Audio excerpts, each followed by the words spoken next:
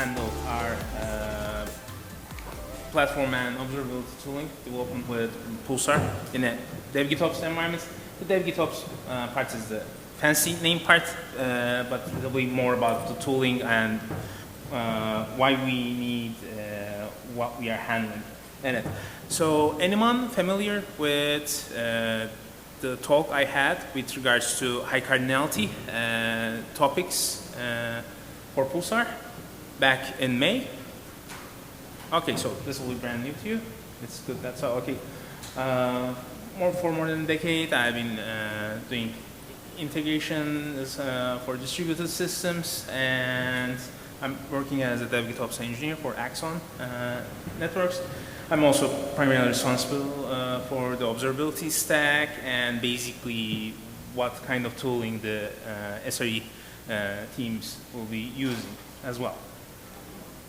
So I'll go through our use case scenario in terms of the story so far as to why we are building what we are building and how we are building them, the requirements and restrictions that we have, how our platform itself that uses Pulsar's event fabric is and all. Then I'll go over what we have as our solution for the challenges we've had, and as part of closing remarks, so I thought the presentation was going to be something like an hour, so what I had planned was to go through our GitOps journey of how we were handling things and what was in store for us, as in what we're currently working on, but those will be closing remarks as opposed to part of the solution description. So let me start out. So this is visible to everyone, right? So ours is a cloud-native platform that is in place to handle data ingestion and analysis for field devices, primarily CPs that you would find in your homes or offices, etc., in a scheme that they operate with secure access service edge model, in which every device and its communication channel is actually secured for itself. That, in the form of how we are implementing it, transforms into using singular egress channels for each one of the devices. So anything that goes back onto the device from its digital twin on the platform is actually done through the secure channel. So a malicious actor can't actually compromise the device and be able to attack other devices within the network. We eliminate it with that. I mean, that's basically what the SASE spec dictates. And as I've said, it's a digital twin. The reason for that is basically to be able to say you have a wireless device at your home as your mobile gateway, and you have issues with the channel allocations or congestions in any form, and doing that kind of calculation to dynamically allocate those channels, well, it requires substantial compute power that you would not be able to find in your CPE. So what we do is, per what we are ingesting, and that's upwards of 70,000 data points at maximum for each one of the CPEs, and we evaluate them and send back the actionable insight back to the CPE so that it could just operate on the basic tasks it needs to do. So all of the data is basically ingested and processed through Pulsar. And that's why we need to be able to actually monitor all of the things that are transpiring within it. And per the journey so far, we had issues in which when we went about having 2,000 topics, with the metrics generation, we were having issues in scraping them, because when you go over a certain amount of unique values for a Prometheus table, or be it a Cortex or a memory one, well, the indexing becomes quite expensive, and when you go over 5,000 unique label values on the metric backend, it starts to crumble down. And when you go to 10,000 of them, it doesn't work. The instances start crashing there. For Mimir, these are the distribution rings in there. So this was due to a lack of granular control on what was being processed as metrics from the broker side. And we actually revisit those when we are getting log events as well as span information from any kind of runtime that we make use of. This is actually an inherent limitation on the metric labelings on observability backends that we know and use today. So for the metric side, we done the addressing on it and resolved with creating what we call as a Grafana agent stack for the granular control. Then we went for a way of being able to filter out certain metrics so that we could be able to say, do a capture of a single metric series on the backend. This is important because, so with the Pulsar's broker, we get around 70 metrics that you would map to your panels that are actually part of the reference for the Pulsar implementation in Grafana. And 34 of those are directly metrics that are tied to topics themselves.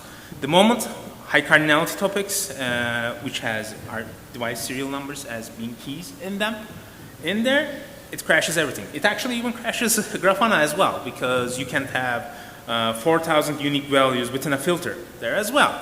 So what we did through building out the stack and enabling the filtering and applying a remapping strategy, we basically considered the labels that would have these serial numbers as being pseudo subnets. So from a possible million to billion cardinality in those, we reduce it down to 100 unique values spread across 5 different labels. And when we are handling it, we are doing the split at the backend when we are ingesting those at the metric side.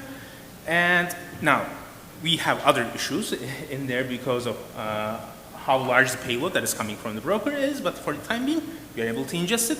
And later on, when we are trying to visualize or build alerts out of it, we are combining those fields, so the general experience sort of becomes seamless. It isn't, and that is actually our current challenge in handling things. So the last step was something we had kicked in as what we call as metric exporter proxy. And the reason for it being, when we created the agent stack, we had went for a model in which for every different series, so the 70 different series, we'd be having an agent for all of them.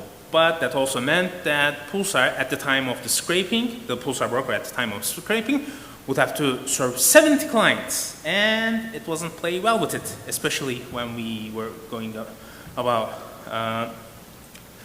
10,000 topics per broker. So what we did was, okay, so let me go back to why we needed it. So basically, brokers end up with quite a high load that they were not able to function as they intended to be, so we needed to then cut down the number of agents that we've had. We did a split in which we have for the topic-specific metrics to be only scraped by a total of 4 agents and a common scraper agent for anything that would not have the topic label on them. And that was, well, good up until a point in which the backend is storing like 50,000 of those. The moment we go above it on the metric backend side, well, it's not able to hold the data for more than 4 days. And for long-term retention cases, we sort of actually need to back out of the consolidated format and into the singular series format. And well, that entails quite a lot of extra work on it, which we called and dubbed as metric exporter proxy, in which it would sit between the agent and the broker itself, and instead of every one of the agents coming and scraping things out of the broker pod itself, it'd be getting all of those from an intermediate sidecar container, which we call as metric exporter proxy. So, okay, I went a tad bit beyond what I had in the slide, but basically why we need this tooling is we have this high cardinality case, and we will always have it because of how the platform functions and how we are in need of being able to manage channel for each one of the devices. And back when we first started with it, it was, well, a channel per device. And so per customer, what we'd have was going to be a single CP, for example. But now it's like a customer is a single household that can have 10 devices, which would be connecting over from their own channels. So our 1 million device mark sort of became, within a customer's targeted deployment, something like 10 million. And that means 10 million channels. And keeping and managing all of its metrics. And this is only for the metric side. When we come to the, so what we want to do is to have a single glass of observability. So metrics, log events, and tracing, all of them being stitched up together. And device ID being a key there, it actually causes its own issues on the logging and tracing backends when we are trying to collect and submit those events.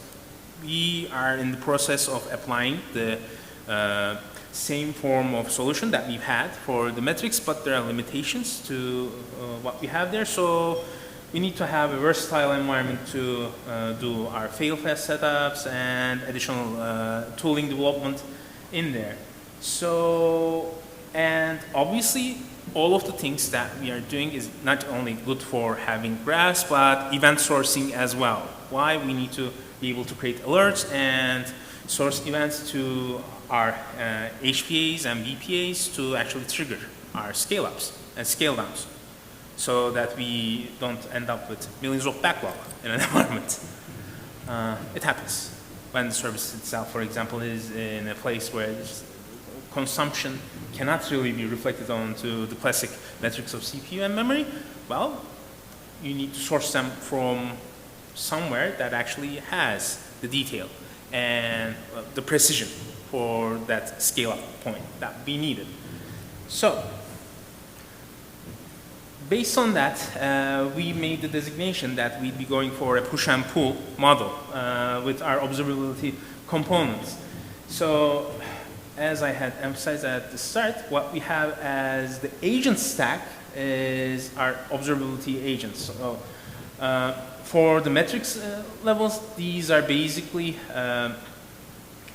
Grafana agents that are operating on their own metric instance scraping mode.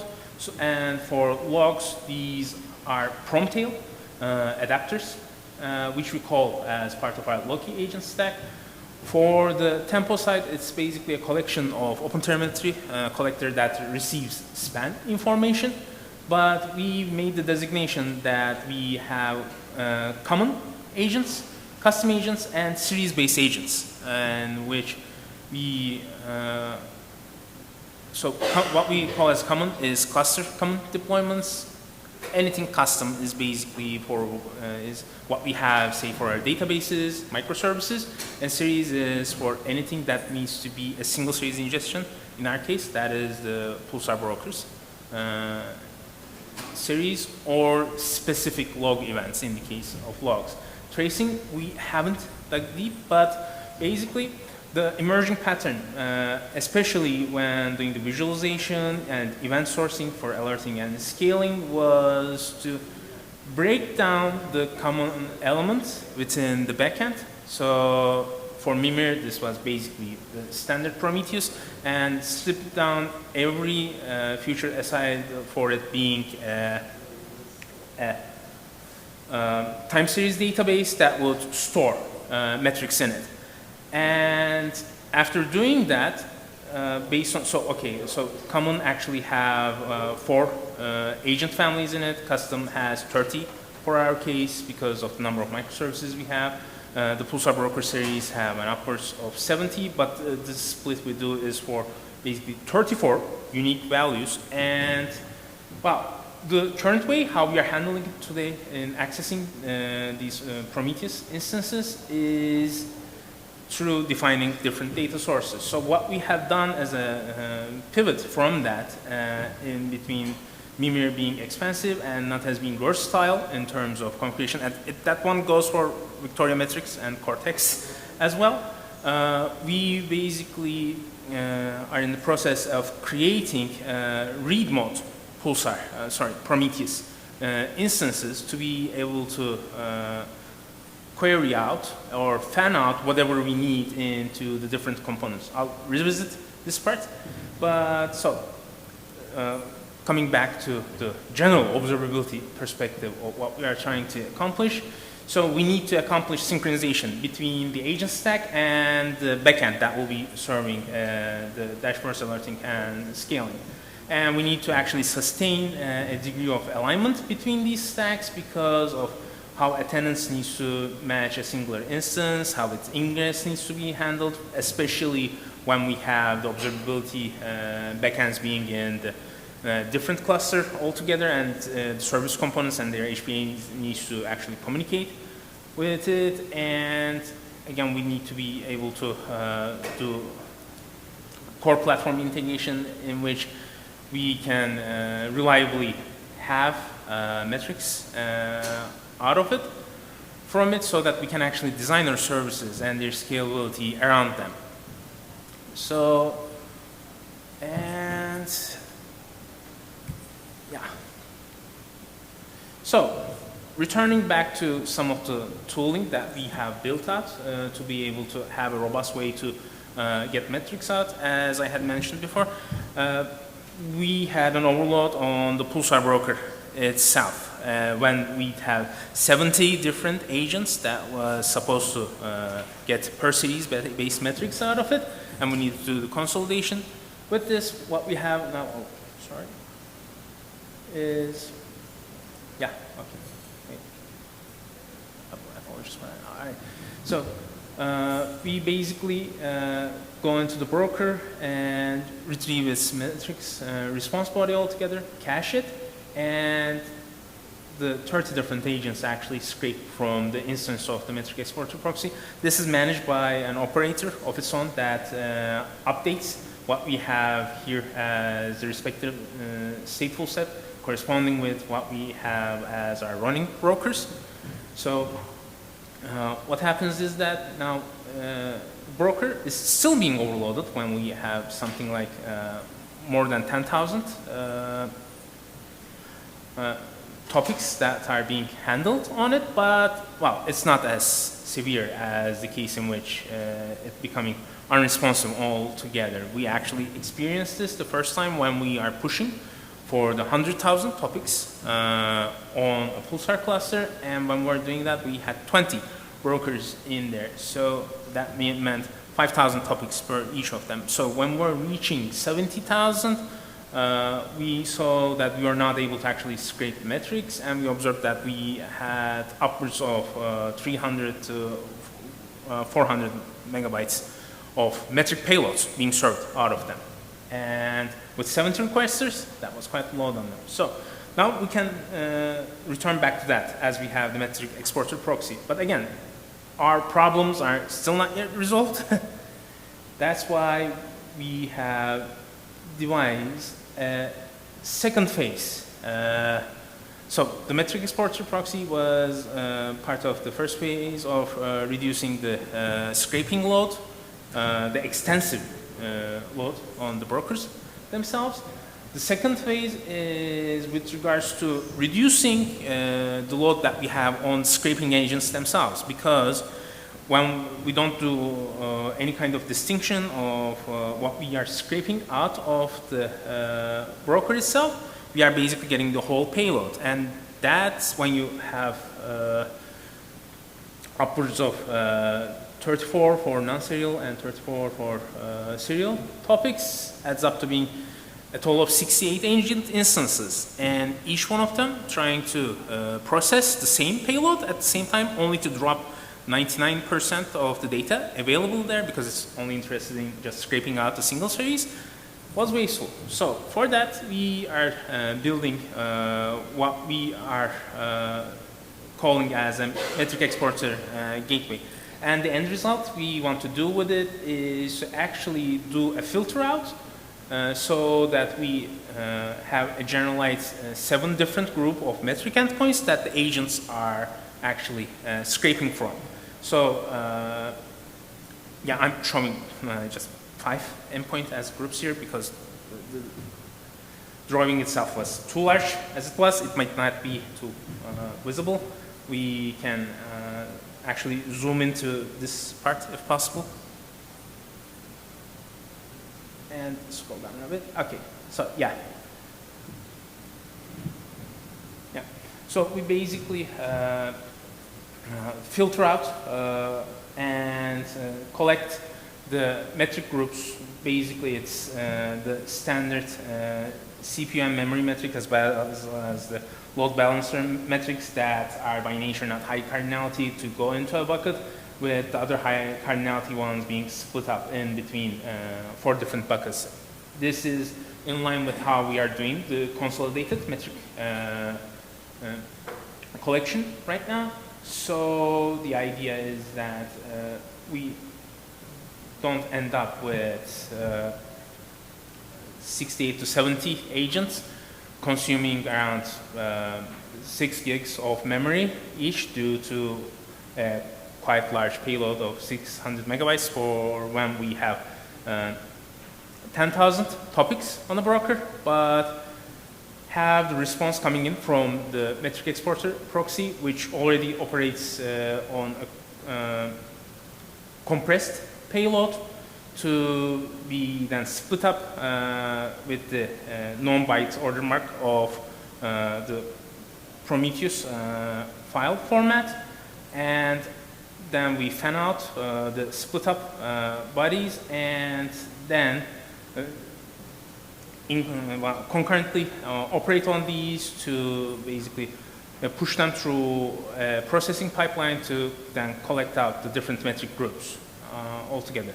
So that, yes, we do offload it to a new subsystem, but considering that we'd have 70 agents that will be processing through them, this will end up being more efficient. And as we are testing it right now, that's what we are seeing.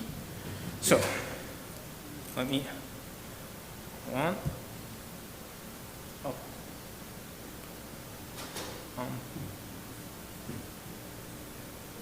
Okay, so coming back to the push and pull configuration. So we have new subsystems as being our tooling in place where we are serving metrics in a more efficient format, and we needed to do the same consolidation for our backend as well. So besides the main Prometheus instance where we would pigeonhole every one of our metrics and see, initially it was only the Pulsar broker that we'd have our issues with, and we had resolved our issues with it in terms of how we were storing them in our observability backends. Then we noticed that anything that gets a high cardinality label becomes an issue. And when that happens, when you have everything within a single Prometheus instance, even when they are sharded out, kills the instance.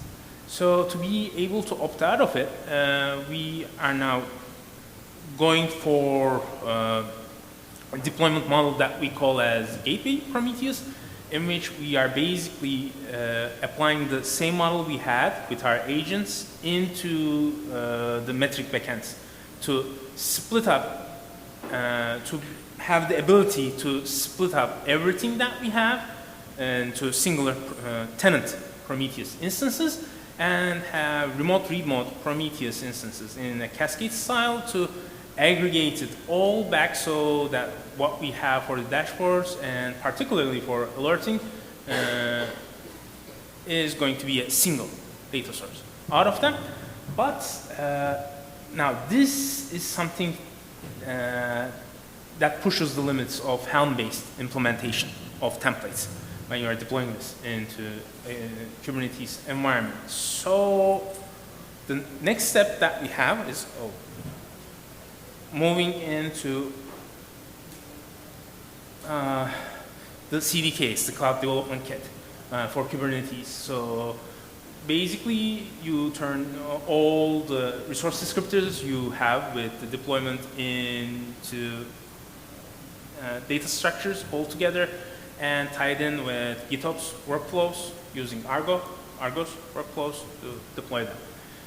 So that's what we are trying to accomplish there, so that what we have here is fully dynamic as opposed to a sample static deployment that we have with it.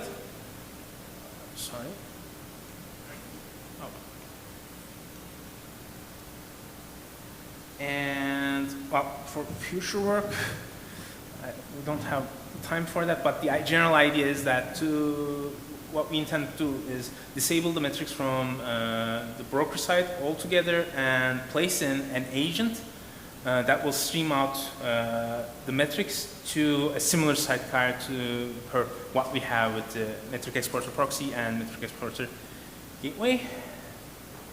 So, yeah.